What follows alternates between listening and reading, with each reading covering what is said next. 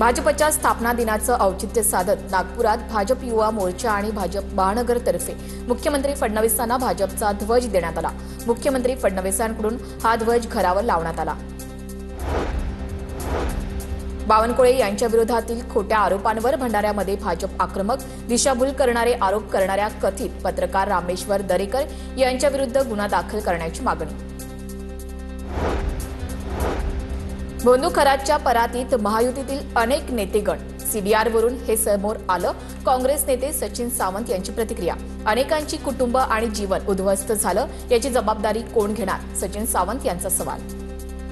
नवीन CDR प्रकरण आले, त्याच्यातनं जी माहिती आली त्यातनं हे सगळ्या गोष्टी समोर येतातच आहे। दुसरी गोष्ट, याच अगोदर खरातच्या याच प्रकरणामध्ये अनेक महिलांचे व्हिडिओ ज्या पद्धतीने व्हायरल झाले ते तपासातलेच भाग होते आणि मग हे व्हायरल झालेल्या व्हिडिओमधनं अनेकांचे जीवन उद्ध्वस्त झाले, कुटुंब उद्ध्वस्त झाले, याची जबाबदारी कोणीतरी घेतली पाहिजे ना।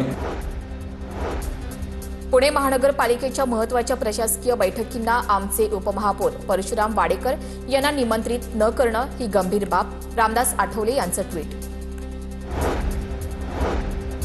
छत्रपती संभाजीनगरमधील आठवडी बाजारावरून संजय केणेकर आक्रमक। पर्यायी व्यवस्था झाल्याशिवाय आठवडी बाजार बंद करू देणार नाही।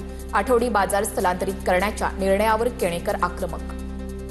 साधारण माणसाला जी स्वस्त खऱ्या अर्थानं वस्तू मिळतात बाजारात, त्या वस्तूवर घालण्याचं काम किंवा या दोन्ही सर्वसाधारण माणसांची गळचबी करण्याचं काम, मग तो का विक्रेता असो का ग्राहक असो, हे जर कराल तर माझं असं म्हणणं होतं, विनंती होती आयुक्तांना, हे तर अजिबात बाजार बंद करण्याचं काम करू नका, त्याला स्थगिती द्या।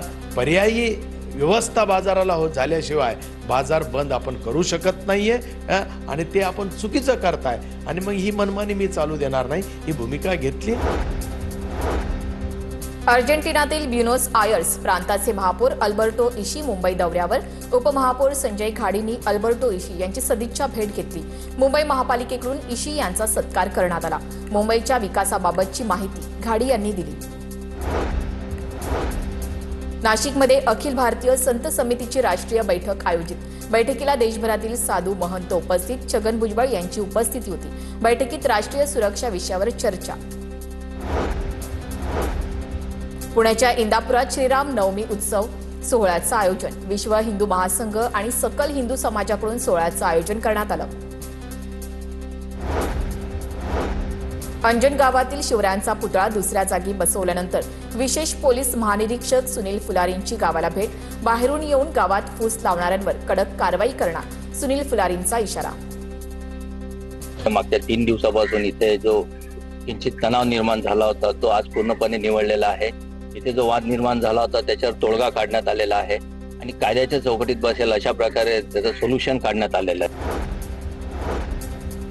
मुंबईतील पाणी पुरवठ्याबाबत महापौर रितू तावडे आणि पालिकेच्या जल विभागाच्या वरिष्ठ अधिकाऱ्यांसोबत चर्चा। मुंबईतील पाणी पुरवठा सुरळीत ठेवण्याचे रितू तावडे यांचे निर्देश। दत्तशिखर देवस्थान माहूरगड महंत श्री मधुसूदन भारती महाराजांचं निधन। वयाच्या 93व्या वर्षी अखेरचा श्वास घेतला। उद्या दुपारी 3 वाजता माहूरगडावर अंत्यविधी। नवी मुंबईत स्टंटबाजी करणं तरुणाला महागात पडलं। संबंधित तरुणावर पोलिसात गुन्हा दाखल। व्हिडिओ सोशल मीडियावर व्हायरल।